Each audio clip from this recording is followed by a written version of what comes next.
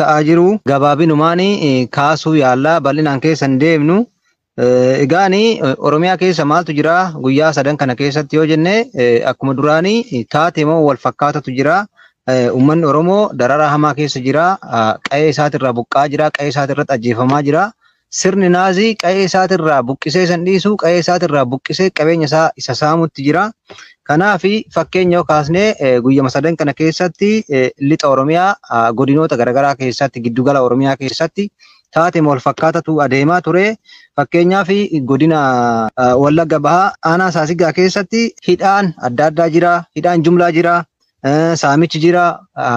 Bifa haarawaan immoo namoota yookaan qonnaan bultoota walitti qabanii waltajjii jedhanii san booda ukkaamsanii leenjii waraanatti naquun kun jira. Dargaggootas bifa wal fakkaatuun kana raawwataati kan jiranii. Gudayyaa Biilaa keessattis bifa wal fakkaatuun leenjii waraanatti uummata guuraatti kan jiranii. Aanaa Sibuu Siree keessattis dargaggeessa tokko haala suukanneessaadhaan kan ajjeesanii. Guutuu Giddaa keessattis bifa wal fakkaatuun hidhaan jumlaa jira. Aanaa Waayyuu Tuqaa keessattis dargaggoo tokko bifa suukanneessaa ta'een kan ajjeesanii. Lixa Wallaggaatis bifa wal fakkaatuun aanota garaagaraa keessatti ajjeechaan jira. Gubaatiin manneenii jira. Saamichi jira. Qe'ee irraa buqqisuun jira. Egaan taateen kun kan raawwatamu humnoota lamaanii tokko Finxaaleeyyii Amaaraatti inni lammaffaan immoo qaama nageenyaa biyya sanii. Oromiyaa keessatti wanti beekamuu qabu tokko waraanaan ta'u bira darbee yeroo ammaa kanatti taargeet ta'anii kan uummata ittiin miidhaa jiran karaa basaasummaatiin. Yeroo basaasan kana keessatti taateewwan lama affeektaa yookaan immoo ta'ii ta'uu danda'an jechuudha. Innis maalinni tokko namoota basaasan kana doorsanii maallaqa irraa fudhachuun hin jira. Inni lammaffaan immoo basaasanii balaadhaaf saaxiluun bifa wal fakkaatu itti fufeeti kan jiru. Lixa Wallaggaa aanaa Boojii Coqorsaa keessatti ajjeechaan achi buutee dhabamsiisuun hidhaa jumlaan jira. Laaloo Asabii keessattis barsiisota fakkeenyaaf caasaa isaanii dhiyeenya kana gandaa kana barsiisa tokko kan isin beekin xalayaa itti fidanii fi ganda kana ramadamte jedhaniif. Kana barsiisonni waan hin fudhannee fi bifa kanaan barsiisota doorsisuu jumlaan hidhuu mindaa isaanii irraa kutuun bifa wal fakkaatu itti fufeeti kan jiru. Aanaa Beek keessattis ajjeechaan garaagaraa jira. Kan biraa immoo aanaa Baabboo Gambeel keessatti waan ajaa'ibu shamarree tokkoo fi dargaggoo tokko haala suukanneessaa ta'een kan ajjeesanii. Aanaa Ganjii mana Sibuu keessattis hidhaan bifa wal fakkaatuun itti fufeeti kan jiru. Inni biraa godina Horroo Guduruu Wallaggaa keessatti maatii tokko keessa nama torba jumlaadhaan hidhanii qabeenya isaaniitillee akkuma jiruun saamanii deeman jechuudha. Kan biraa Qeellam Wallaggaa aanaa Sayyoo keessattis manneen baay'inni isaanii 36 ta'u gubanii. Kan biraa maanguddoo tokkos maanguddoo umrii 80 kan ajjeesanii. Kaaba Shaggar aanota akka Darraa keessatti Finxaaleeyyiin Amaaraa ajjeechaa qe'ee irraa buqqisuu wantoonni akkanaa kun jira. Kibba Lixa Shaggar aanota akka Ammayyaafaa keessatti reebichi saamichi kunniin kun itti fufeeti kan jiru. Lixa Shaggar aanaa Bargaa keessatti immoo bifa haarawaan tajaajila qunnamtii kan bilbilaatii fi intarneetatillee kutanii hawaasni akka iddoo biraatti walii hin qunnamne taasisaati kan jiranii. CG akkuma itti fufetti jira. Kaaba Shaggar Lixa Shaggar keessatti Finfinneetti dhiyoo jira waan ta'eef yaaddoo guddaa keessa jirti waan ta'eef sirni kuni wantoonni akkanaa kun ta'aati kan jiru. Godina Jimmaa keessattis bifa wal fakkaatuun barsiisota doorsisaa mindaa irraa kutaa wantoota akkanaa kanatu deemaa jira. Bunnoo Baddallee aanota akka Cawaaqaa keessattis faanis saamichi jira. Hidhaan jira. Egaan akka waliigalaatti sirni kuni imaammanni inni diriirfate saamuu qe'ee irraa buqqisuu imaammanni yookaan poolisiin Abiy Ahmad Oromiyaa irratti hordofu maali jedhee namni tokko yoo kasi gaafatu ta'e kan ibsitu inni ajjeesuu, hidhuu, qe'ee irraa buqqisuu, doorsisuu kaan maallaqaan bituun imaammata waan ta'eef imaammata isaanii kana lafa qabsiisuudhaa fi caasaa isaanii deeffachuudhaa fi taateewwan haala suukanneessaa dhiittaa mirga namoomaa kan ol'aanaa ta'e Oromiyaa keessatti gaggeeffamaati kan jiru Jaaldaandii. Egaa waan bal'aa kaastee haala yeroo keenya giddu galeeffatee fi gabaabinaan wanni Oromiyaa bakka ittiin kaasnii alattis jiru Arsii Lixaa Arsii Bahaa keessattis Bahaa Harargee Lixa Harargee magaalaa Dirree akkasumas Bahaa Shaggar Gujii Boorana keessatti dabalataan Walloo keessatti wanti deemaa jiru waanuma wal fakkaataadha. Ajjeechaan saamichi dararaan maqaa waraana bilisummaa Oromoo deeggartuu ilmaan keessattuu waraana bilisummaa Oromooti caasaan keenya akka gadi hin dhaabbanne gochaa jirtu jedhamuun uummata irratti raawwatu akkaan jabaatee itti fufee jira. Kana malees humna yookaan ammoo caasaa bilisiginnaan sadarkaa gandaatti diriirsina jettu kana gadi dhaabuu qabdanii manneen gandaa ijaaruu qabdanii jechuudhaan waan ittiin ijaaramu mukkeen dirqama guursisuu wanta uummanni maqaa isaa beekuuf hin beekne baadiyyaa irratti kafaltii gibiraa kafaltii deeggarsaa ijaarsa adda addaa kana ijaara sana ijaaraa jedhamuun uummanni guyya guyyaadhaan maallaqumaan of jireessaa jira jechuun ni danda'ama. Maallaqa kafaluu qabda. Kaan har'a qarshii 50 sirkaa fuudha. Isattaanoo qarshii 300 isattaanoo akka kana keessumaa sochiidhuma akkas dukkaana xiqqoo qabaattee qabeenya waa ofirkaa qabda taanaani qarshii 5,000 10,000 15,000 sitti murteessee deema. Waajjiraa fi koreedhaan koree bakka sanatti ijaarameen hundumtuu sirratti karoorfatee maallaqa miiliyoonii amma kana galmeessuu yookiin walitti qabuu qabna jedhee mataa namaa irratti karoorfatee gadi ba'aa sana guutuudhaaf dirqama kafaltaa jechuudha. Yoon kafallee doorsisi jira, hidhaatu jira, saamichi jira. Ka dabalatatti namoonni kanati maqaa qaama biyya bulchu jedhamu kafaltuun olitti immoo hooggantootaaf wanta tilaattu. Hooggantoonni nyaata tola mana keetti nyaattu, yaala tola sirraa yaalamu, konkolaataa yoo barbaadan ittiin dirqama ittiin deemanii dabalataan ammoo waan barbaadan mana ijaarratu taanaan qorqorroo si bachisiisa, tokko mismaara si bachisiisa, tokko mukkeen si bachisiisa. Dirqamaan waan tola ta'e jechuudhaan waan piroojeektii bilisiginnaa ittiin hojjechaa jiru kan dhuunfaa isaanii godhatanis ittiin hojjetanii maallaqa uummata irraa walitti qabaa jiranii. Kana egaa akka waliigalaatti uummata Oromoo dararaa guddaa keessa jira. Itti dabaluudhaan ammoo rakkoo kana keessaa uummanni akkaataa itti ba'uu hin dandeenyetti caasaa diriirsanii saayikooloojii uummataa cabsanii humna waraanaa irra kaa'anii akka uummanni jalaan sochooniif tattaaffii isaan godhan guddaa ta'uu agarra. Egaan gama kanaan bilisiginnaan kana raawwattu malee sochii waraana bilisummaa Oromoo dhaabuudhaaf haa deemu malee waraanni bilisummaa Oromoo immoo tarkaanfii gurguddaa fudhachaa jira bakka cufattiyyuu. Kanneen keessaa bakka sadarkaa bilbilaa fi intarneetii argannee odeeffannetti yookiin gabaasa dhaabaaf kenname irraa arganne akka agarsiisutti onkoloolessa 24-25 tarkaanfii godina Gujii Lixaa aanaa Abbayyaa keessatti fudhateen hedduu du'aa madoodhaan adabuudhaan qawwee akaamaa 4 irraa eekee galii taasisee jira. Onkoloolessa 26 guyyaa kaleessaa Wallootti bifa adda ta'een gidduu kana waraanni bilisiginnaan waraana isaa bobbaasee uummata dararaa jira. Uummanni dararaa jiru keessumaa ooyiruu keerraa burtukaana, shonkoraa akkanumallee jimaa waan ati gurgurachuu dandeessu abukaadoo haa ta'u hunduma isaa si jalaa muree balleessaa jechuudha. Kaarra jiru hin saammata. Sababni kun immoo qonnaan bulaa baadiyyaarra jiru isintu waraana bilisummaa Oromoo deeggaraa jedheeti. Gama biraatiin immoo biqiloota adda addaa dhaabna jedhee immoo piroopagaandaa afuufa bilisiginnaan. Egaa sanuma keessa darbee gootichi waraana bilisummaa Oromoo aggaammii uummata balleessuudhaaf bilisiginnaan diriirse. Waraana bilisummaa Oromoo cabsuudhaaf bilisiginnaan deemaa jiru sana bifa jabaa ta'een qindaa'aa ta'een ofirraa qolachaa jira. Egaa aanaa Arxummaa Fursee keessatti Cibiraan Asan Ammeedhaa bakka Qurqurannoo fi Ara jedhamtutti tarkaanfii fudhateen 36 ol guyyaa kaleessaa ganamarraa ka'ee aleellaa fudhachaa turen 36 ol adabee madoo lakkoofsaan beekamne hedduu ta'aniin madeessee jira.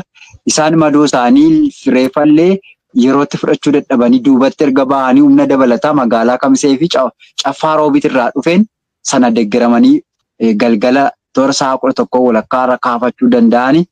Egaa madoo isaanii ambulaansii 3 paatroolii 1 fi ayisuuzii 1 fe'atanii bahu gabaasa ajajaan zoonii kaabaa jaal qeeransoo waayyuu irraa arganne ni addeessa. Onkoloolessa 24 isaan dura immoo aanuu zoonii kaabaa godina Walloo aanaa Jillee Muuggaa ganda Mararitti tarkaanfii boonsaa gootichi waraana bilisummaa Oromoo marraa 2 fudhate. Tanaan torbajjeesee 16 madeessee achi keessatti akaamaa 4 irraa eegee loltuu tokko qabee jira. Humna dabalataa gara lola sanaatti reebuu bobbaatu immoo karaatti haxxeettiidhuudhaan tarkaanfii fudhateeni 9 irraa ajjeesee hedduu madeessuudhaan tokko irraa boojee jira. Gama kanaan injifannoo boonsaa ta'ee deemaa jira. Bakka odeeffannoon sababa neetwoorkiitiif nangeenye immoo baa Oromiyaattis tarkaanfiin gama zoonii kibba bahaattis baa zoonii Arsaleettis tarkaanfiin deemaa jiraachuu odeeffannoo qabna. Kan na bira jiru kana fakkaata waan si bira jiru dhiyeessi. Jaaldaandii galatoomii atuu waan tarkaanfii waraanni bilisummaa Oromoo iddoo garaagaraatti fudhachaa jiru bal'inaan kaastee jira waan ta'eef anis kana bira jiru egaan gootichi waraana bilisummaa Oromoo zoonii lixaa keessattis iddoo garaagaraatti tarkaanfii fudhachaatti kan jiru fakkeenyaaf godina Baha Wallagga aanaa Giddaa keessatti ganda qajeelaa keessatti tarkaanfii fudhateeni humna diinaa yookaan waraana koloneel Abiyyi Ahmad barcuma isaa tiksuuf bobbaate irratti haxxee hidhuudhaan hedduu ajjeesee hedduu madeesseeti kan ture. Aanuma kana keessa onkololeessa 24 ganduma kana keessattis tarkaanfii fudhateeni hedduu ajjeesee hedduu madeessee meeshaalee waraanaa garaagaraas irraa hiikuudhaan galii dantaa qabsoo bilisummaa Oromooti taasiseeti kan jiru. Inni biraa immoo onkololeessa 25 gootichi waraana bilisummaa Oromoo zoonii giddugalaa lixa shaggar aanaa dirree Hincinnii keessatti tarkaanfii guggubduu fudhateeni humna diinaa hedduu madeessee hedduu ajjeeseeti kan jiru. Egaan walumaa galatti iddoo garaagaraatti waraanni bilisummaa Oromoo akka tarkaanfii fudhachaa jiru. Nu osoo hin ta'in Shimallis Abdiisatuyyuu osoo hin beekin jalaa haa baatu itti yaadee dubbatee haa ta'u hin beeku malee yeroo tokko haasaa inni caffee irratti taasisee humni nageenyaa keenya akka baalaatti harca'aa jira jedhee dubbata jechuudha. Kanaaf guyyaa guyyaan yeroo yeroon ji'a ji'aan gootichi waraana bilisummaa Oromoo iddoo garaagaraatti tarkaanfii fudhachaati kan jiru. Kana firris diinnis bareesseeti kan beeku. Kana maleellee waraanni bilisummaa Oromoo yeroo ammaa kanatti tarkaanfii fudhachaa kan jiru. Gurmuu isaa cimsatee humna namaatiinis humna meeshatiinis sadarkaa ol'aanaa jechuun danda'amu irratti sadarkaa uummata Oromooti gaachana ta'uu danda'urra gahee yeroo tarkaanfii itti fudhachaati kan jiru. Tarkaanfii akkam boonsaa fudhachaati kan jiru iddoo garaagaraatti haga Oromiyaan bilisoomtuu fi uummanni Oromiyaa walaboomtutti tarkaanfii waraanni bilisummaa Oromoo fudhatu jabaatee itti fufa. Kan duuba deebi'u miti. Egaa guddoo galatoomii gara akka waliigalaatti impaayirtii keessatti maaltu deemaa jira? Rakkoon impaayirtii maali? Gama biraatiin ammoo bilisiginnaan of jireessiidhaaf maal deemaa jira ka jedhu ilaalla.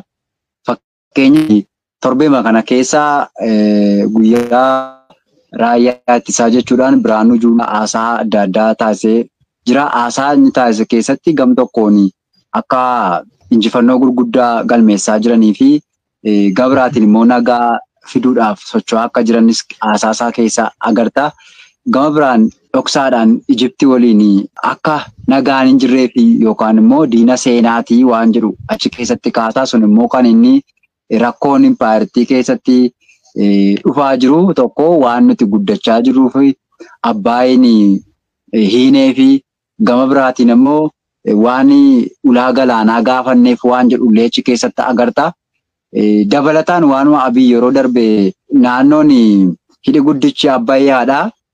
Akka inni hin ijaaramnee fi loltooti yookiin immoo qaamonni biyya ambaadhaa loltoota 15,000 ol ta'an nurratti hiriirsanii turan sana hundumaa dandeenyeeti waan jedhu kaasee ture. Inni kun isa deebi'eetu barreeffamuma waajjira muummicha ministeeraatti itti kenname sana yeroo inni dubbisu agartaa jechuudha irra deebi'ee. Kun immoo isaaniif isaanii fi propagaandaadha. Maaliif jennaan lola Tigraay keessatti adiin nu lolee jira. Adiin nu lolee lola sana keessatti hirmaatee du'ee qabanneetti jira jedhee afaan guutee yeroo inni soba isaa haasa'u argina jechuudha. Propagaanda sammuu namaa keessa waan hin jirre tokko kaa'ee of cinaa ilaalchisuudhaaf kan deemu.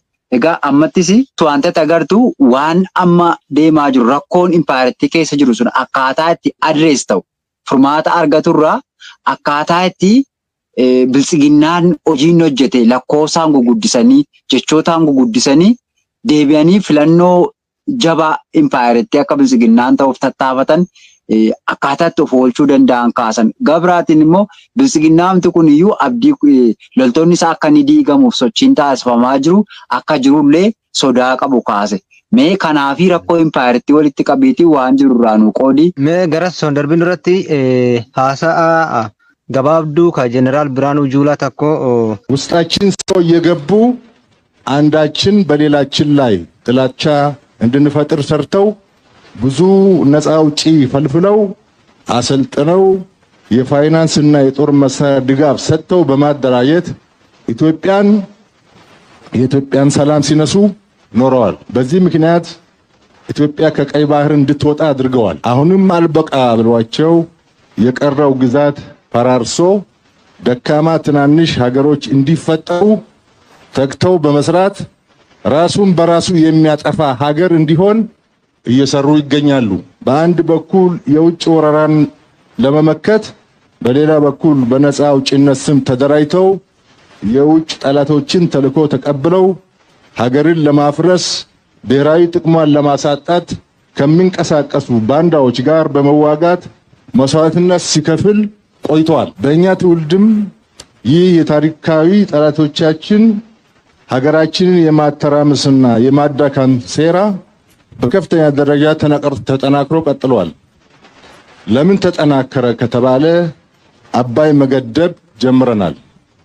ባህር በር መጠየቅ ጀምረናል። ሰራዊታችን ስምርት በስቶበት እንዲዳከም፣ እንዲፈርስ፣ እንዲከፋፈል ከፍተኛ ሴራ ታልሞ ቢሰራብንም እዚህም እዛም ውጊያ ቢከፈትብንም መከላከያ ሰራዊቱ እየተዋጋ ራሱን በማደራጀትና ዝግጁነቱን በማዳበር የማይበገር የቀጠናው ኃይል ሰራዊት ሆኖ ወጥቷል። የነበረብንን የሰራዊት ግንባታ መዳከም ቀይረን የተቆጨነውን ያህል እየተዋጋንና ሰራዊታችንን እየገነባን ዛሬ አስተማማኝ ደረጃ ላይ በመድረሳችን የኛ ትውልድ ታሪካዊ አደራውን እየተወጣና መጪው ትውልድ ከታላላቆቹ ተርታ ለመሰለፍ የሚያስችለውን መሰረት የጣልንበት ጊዜ ላይ እንገኛለን። አየ አኩም ሀሳ ሳት ረዳገፈነት የጋኒ ሀሳ ካነ ካሳኤ ከበጃ አያና ራያ ተሰብያ ወጋ ዲበተኮፍ ኩረቶርበፋ ካጀዱ ጀልቀባ ሱመራ ወኑ በቹ ደንደኙ ተኩማ እኒ ኩኑምቱ ጀልቀባ ራሶ በተውሳቲ ማሊፊ Raayyaan ittisa biyyaa jedhamee kan hundeeffame labsiidhaan erga sirna dargiiti as san booda loltuu nugusaa jedhamee waamama yookaan loltuu mootii jedhamee waamama malee raayyaa ittisa biyyaa jedhee heera biyya saniitirra hin jiru jechuudha. Jalqabumarraa sobaan kaasee jechuudha. Asirratti amma haasaa isaa keessaa warri diina keenya seenaa የታሪክ ጠላታችን jedheen maqaa waamu kuni eenyu fa'aa hojjennee Gibsi fa'aa warra Eertiraa fa'aa warruma kana jechuudha. Itoophiyaa irratti hojjechaa turanii warra immoo adda bilisa baasaa hedduun irratti hundeeffamanii jedhe. Wanti yaadatamuu qabu tokko bara sirna dargii keessa kufee sirni EPRDF dhufu keessatti humnoonni hirmaatanii dargii kuffisanii humnoota hedduu jechuudha impaayera kana keessatti jechuudha. Tokko addi bilisummaa Oromoo keessa jira, TPLF keessa jira, ONLF keessa jira, ka Sidaama keessa jira.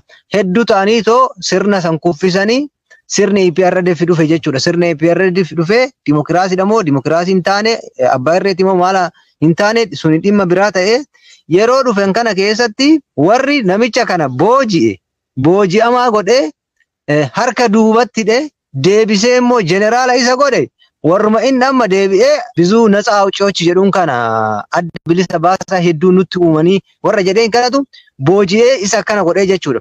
Isaanuma wajjin hojjechaa tureet har'allee as deebi'ee maal jedha akkana nu godhanii jechuudha.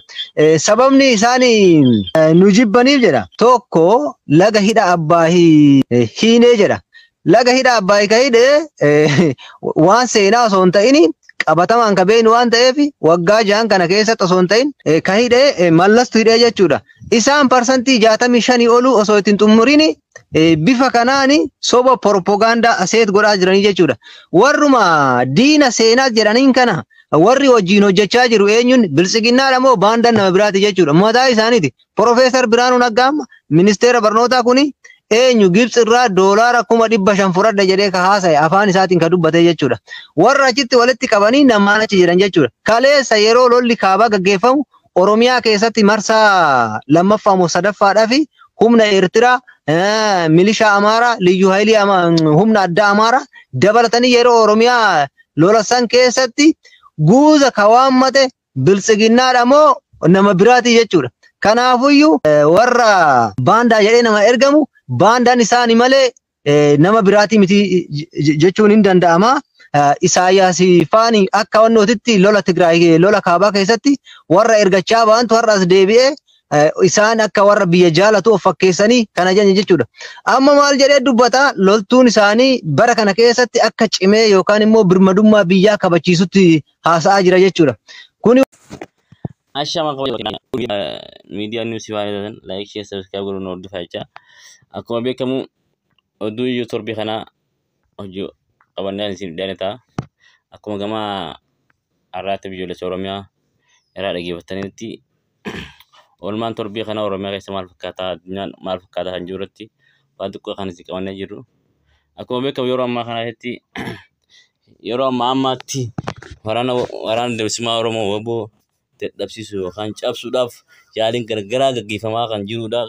Gaggeeffamaa kan ture amma kan nutti jiru yaalii ammatti yaalii garagaraa gaggeessaa olanis addi bilisummaa Oromoo WBO'n iddoo jirutti bosona jirutti aanaa jirutti dagaagee guddachaa waraana leenjii dargaggoota bifa addaatiin torbaanirraa baatiin eebbisaa kan jirudha.